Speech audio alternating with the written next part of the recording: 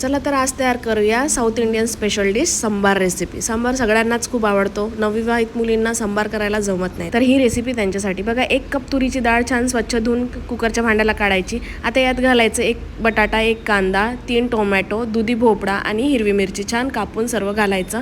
3 cup पाणी घालून 4 शिट्ट्या काढून घ्यायच्या। 4 शिट्ट्या झाल्यानंतर कुकर थंड झाल्यावर तुम्ही बघू शकता सगळं शिजलेलं आहे। एकजीव मॅशरने मॅश करून घ्यायचं। आता तडका प्रिपेअर करायचा।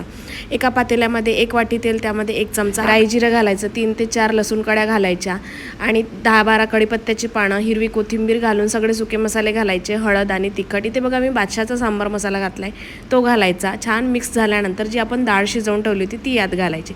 सगळं एकजीव करायचं। 1 वाटी चिंचाचं पाणी घातलंय, चिंच छान भिजवून ते पाणी काढायचं। चवीनुसार मीठ घालायचं आणि वरतून 1 चमचा गुळाची पावडर घालायची, गुळाचा खडा घालायचा। कोथिंबीर बारीक चिरलेली घालायची। आपला सांबार रेडी आहे।